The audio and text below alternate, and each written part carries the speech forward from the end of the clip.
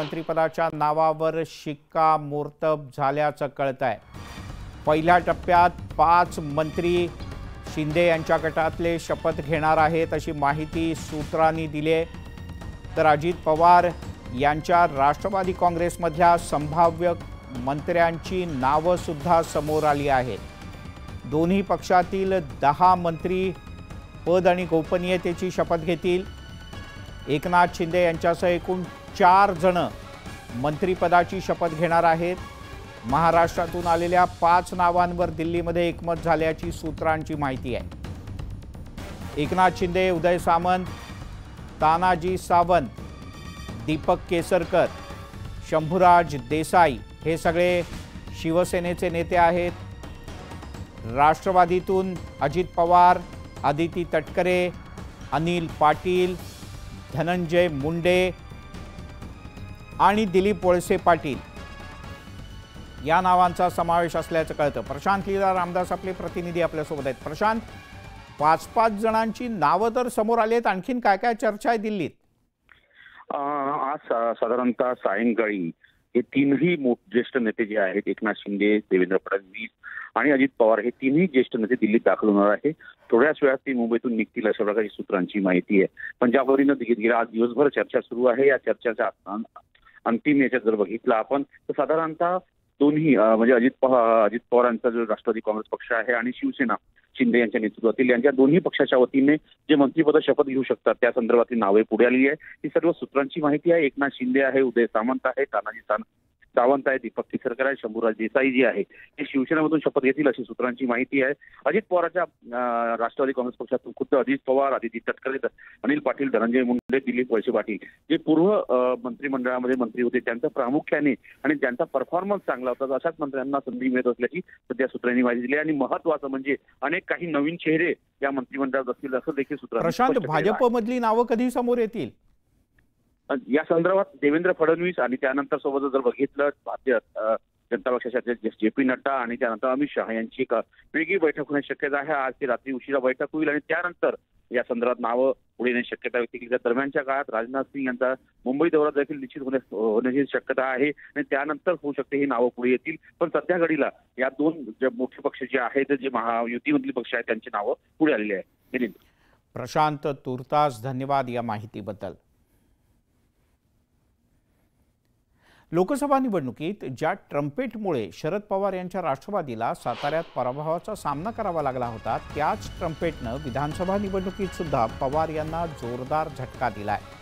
1-2 नव्हे तर तब्बल 9 मतदारसंघात ट्रम्पेटनं शरद पवार यांच्या तुतारीचा आवाज दाबल्याचं पाहायला मिळत आहे। 9 जागांवर ट्रम्पेट आणि तुतारी यातल्या साधर्म्यामुळे किंवा लोकसभेच्या वेळेला दिलेल्या चिन्हामुळे लोकांचा गोंधळ उडाला आणि पवारांच्या तुतारीचा आवाज कमी झाला, कारण ट्रम्पेटला अनेकांनी पसंती दिली। जालन्याच्या घनसांगवीत पवार यांच्या राष्ट्रवादीचे राजेश टोपे यांचा 2309 मतांनी पराभव झाला। त्याच मतदारसंघात ट्रम्पेट चिन्ह असलेल्या उमेदवाराला तब्बल 4830 मतं मिळाले, ज्यामुळे शिंदेंचे शिवसेनेचे उमेदवार हिकमत पुढाण विजयी झाले। तिकडे बेलापूरमध्ये संदीप नाईक यांचा अवघ्या 377 मतांनी पराभव झाला। या मतदारसंघात ट्रम्पेटला 2860 मतं मिळाली आहेत। अशाच पद्धतीनं 9 मतदारसंघात त्याचा परिणाम झाला आहे। ट्रम्पेटने काही मतं घेतली, त्याचा लाभ मला पण झाला, पण महाराष्ट्रातल्या बाकीच्या मतदारसंघातल्या निवडणुकीमध्ये ट्रम्पेटचा लाभ झाला किंवा नाही झाला वगैरे याच्यावर काही चर्चा झाली नाही। पराभव जो झालेला आहे हे काही खरं नाही, कारण मला जी काही मतं मिळालेली आहेत ती प्रत्येक राऊंडला कुठे 20, कुठे 10, कुठे 15, 25, 125च्या वर गेलेलं नाही आहे। आणि त्यांना जे मतदान झालेलं आहे ते प्रत्येक राऊंडला 500, 1000, 1500, 2000च्या फरकाने झालेलं आहे। तर मला त्यांची मतं जर मिळाली असती तर ती मोठ्या प्रमाणात मला मिळायला पाहिजे होती। त्यामुळे त्या निशाणीचं आणि त्यांना पराभूत होण्याचं माझं काही संबंध नाही आहे। मग आपण काही मुद्दे समजून घेऊयात। घनसांगवी मतदारसंघात राजेश टोपे यांचा पराभव झाला 2309 मतांनी, तर ट्रम्पेट चिन्हावर 4830 जणांनी बटन दाबलं होतं, त्यामुळे हिकमत उढाण विजयी झाले। तिकडे बेलापूर मतदारसंघात संदीप नाईक यांचा 377 मतांनी पराभव झाला। ट्रम्पेटवर मतं पडली होती 2860, मंदा म्हात्रे इथे विजयी झाल्या। अशाच प्रकारची स्थिती अन्य ठिकाणी आहे। आंबेगावमध्ये देवदत्त निकम यांचा 1523 मतांनी पराभव झाला, तर ट्रम्पेट निवडणूक चिन्ह असलेल्या अपक्ष उमेदवाराला 2965 मतं मिळाली। इथे दिलीप वळसे पाटील विजयी झाले। पारनेरमध्ये राणी लंके यांचा पराभव झाला, 1526 मतांनी त्या पराभूत झाल्या, तर ट्रम्पेट चिन्ह ज्यांचं होतं त्या अपक्ष उमेदवाराला 3582 मतं मिळाली। काशीनाथ दाते हे विजयी झाले। चंद्रकांत फुंदे आपले प्रतिनिधी आपल्यासोबत आहेत। चंद्रकांत, हे जेव्हा आता आकडेवारी सगळी समोर आली आहे त्यावर राष्ट्रवादीच्या दोन्ही गटांकडून काय प्रतिक्रिया आली आहे? आता स्वतः आपण दिलीप वळसे पाटलांची प्रांजळ कबुली ऐकलेलीच आहे, ऑन एअर प्रेक्षकांसमोर सगळ्यांनी वाचली। त्यानंतर रोहित पवारांनी स्वतः ते ट्विट केलेलं आहे, म्हणजे त्यांची ते थोडक्यात वाचले काही मतांनी, पण त्यांच्या मतदारसंघात रोहित पवार दुसऱ्या मध्ये वडिलांचं नाव मध्ये वेगळं, रोहित पवार नावाच्या उमेदवाराला नेमकं ट्रम्पेट चिन्ह दिलं गेलं होतं। म्हणजे फक्त पहिलं यापूर्वी एक मतं खायला नामसाधर्म्याचं गिमिक्स वापरलं जायचं विरोधकांकडनं आपल्या समोरच्या पार्टीला, आता ते डायरेक्ट चिन्हाचं गिमिक वापरलं जातं की काय, अशी शंका गेल्या लोकसभेपासून यायला। जसं पवारांना तुतारीचं चिन्ह मिळालं, गेल्या लोकसभेत आपल्याला माहिती आहे पवारांचा स्ट्राईक रेट सर्वाधिक होता, म्हणजे 10 पैकी 8 खासदार आहे, पण त्यातही 9 आला असता तर कुठला साताऱ्याचा शशिकांत शिंदे आले असते, पण तिथं ट्रम्पेटनी मतं खाल्ली आणि उदयनराजे नेमके तेवढ्याच मतं निवडून आले। ही कबुली स्वतः अजितदादांनी दिलेली साताऱ्यामध्येच, नाहीतर राज पडलं असतं।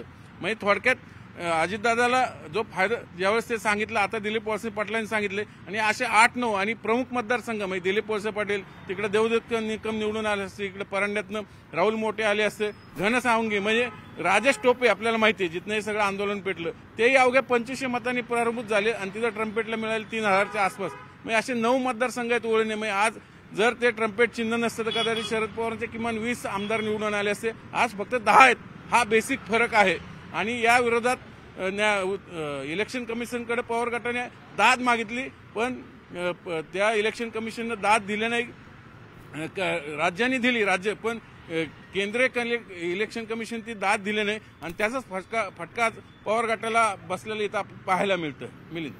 चंद्रकांत, तुर्तास धन्यवाद या माहितीबद्दल। महायुतीला जनतेनं इतका मोठा कौल दिला, महायुतीला 236 जागा मिळाल्या आहेत, पण अजूनही महायुतीचा मुख्यमंत्री काही ठरत नाहीये। निकाल लागून 48 तास उलटले, पण महायुतीचं घोडं मुख्यमंत्री पदाजवळ अडलंय। राष्ट्रवादी आणि शिवसेनेच्या गटनेते पदाची निवडही झाली, पण 132 जागा मिळवलेल्या भाजपचा गटनेता मात्र अद्याप निश्चित झालेला नाही। महायुतीमध्ये नेमकं चाललंय काय असा प्रश्न आता विचारला जातोय, त्यातही भाजपात। दरम्यान या संदर्भात आज नवी दिल्लीत महत्त्वपूर्ण बैठक होण्याची शक्यता आहे। यासाठी एकनाथ शिंदे, देवेंद्र फडणवीस, अजित पवार थोड्याच वेळात नवी दिल्लीकरता रवाना होतील। संध्याकाळी महायुतीच्या नव्या सरकार स्थापनेच्या बद्दलची रूपरेषा त्याला नवी दिल्लीत अंतिम स्वरूप दिलं जाईल।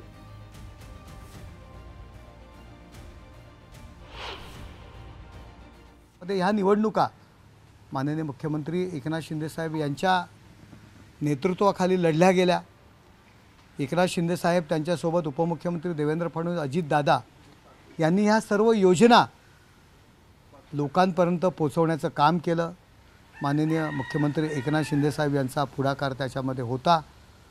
लोकांमध्ये ते मिसळले, रात्रंदिवस मेहनत घेतली, आणि एक महाराष्ट्राचा चेहरा म्हणून त्यांनी काम पाहिलं। त्यामुळे बिहार पॅटर्न आणि हरियाणा पॅटर्न या पद्धतीने माननीय मुख्यमंत्री एकनाथ शिंदे साहेब यांना मुख्यमंत्री करावं असं एक पक्षाचा प्रामाणिक कार्यकर्ता म्हणून मला वाटतं। वळूयात पुढच्या बातमीकडे। महायुतीचा मुख्यमंत्री कोण होणार यावर सध्या जोरदार चर्चा सुरू आहे. देवेंद्र फडणवीस मुख्यमंत्री होणार असं मोठं वक्तव्य काँग्रेसचे प्रदेशाध्यक्ष नाना पटोले यांनी केलं आहे.